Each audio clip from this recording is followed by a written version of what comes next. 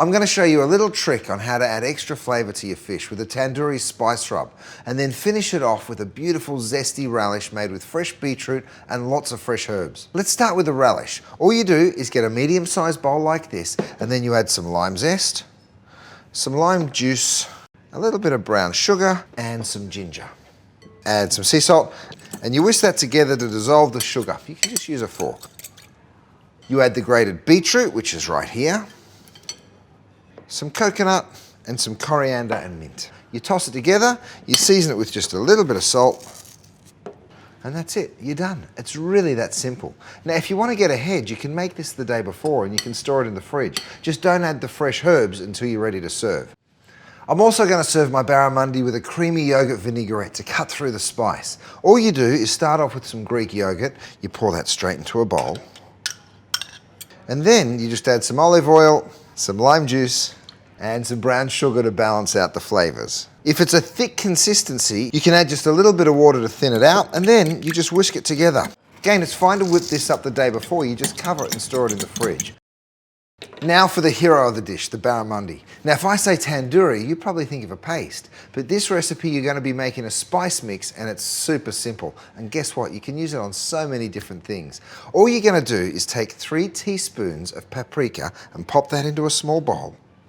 Then you want to get half a teaspoon each of chili powder, the ground cumin, the ground coriander, and then ginger and turmeric. You take your spice mix, and then you're going to evenly sprinkle this over both sides of the barramundi. Okay, once you've got a nice even sprinkle all over the barramundi, it's time to cook it. Now, when I'm cooking fish, I either like to use a non-stick pan or a pan that I've preheated to like a medium-high heat. So stick it over a medium-high heat, and then once it's hot, that's when you add your oil. About a tablespoon, and then you let that move around the pan, just like that. So once the oil's hot, you add the barramundi.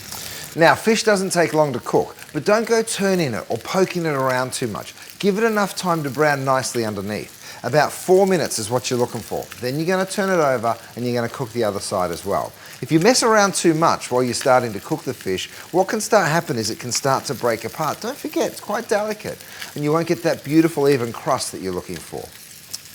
I know what you're thinking. You're thinking, if I was there, I'd be turning that fish.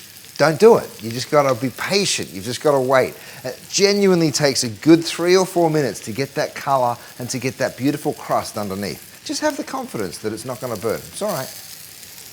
If you really want to have a look, just get yourself one of these turners, slide it underneath, and then just take a bit of a peek. Oh yeah, looking good. The thing I love about barramundi is it's quite a firm-fleshed fish, so it actually is a nice, easy one to cook. Think salmon. It's kind of a bit similar to cooking a piece of salmon because it's a nice, easy one to turn over. Once it's had those 3 or 4 minutes on each side, then you're going to check that it's cooked through and remove it from the heat. Time to turn it over. Beautiful. The smell that's in this kitchen right now is unbelievable. Think about those spices that we put on. They're all getting beautifully toasted in that little bit of olive oil.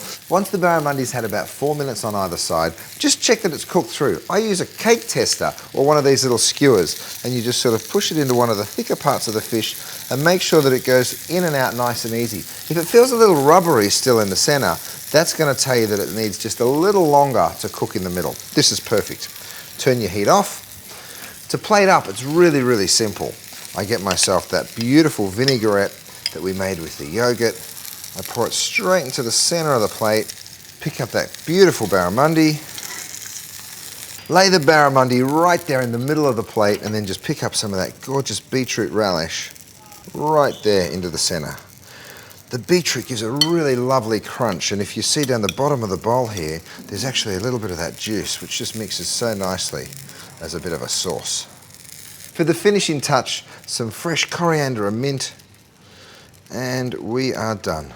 I love this dish. It's got amazing colors, the textures are incredible, and the flavor just will blow your mind. It's quick, it's easy, and it's a meal that's perfect for entertaining as well.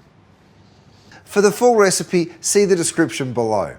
To help you master more cooking techniques, head to our masterclass playlist. And to make sure you don't miss out on any of our videos, click here to subscribe.